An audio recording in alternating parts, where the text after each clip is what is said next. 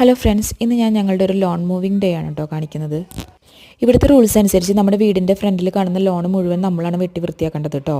ഇതിപ്പോൾ നമ്മുടെ വീട് ഒരു കോർണറിലായതുകൊണ്ട് നമുക്ക് ഫ്രണ്ടിൽ മാത്രമല്ല സൈഡിലും നല്ലപോലെ ഏരിയ ഉണ്ട് വെട്ടി വൃത്തിയാക്കാൻ.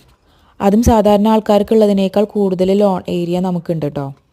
അതുകൊണ്ട് തന്നെ നമ്മുടെ നല്ലവരായ ഓണേഴ്സ് നമുക്ക് എല്ലാ മാസവും ഒരു ലോൺ മൂവറെ വിട്ടു തരാറുണ്ട് കേട്ടോ.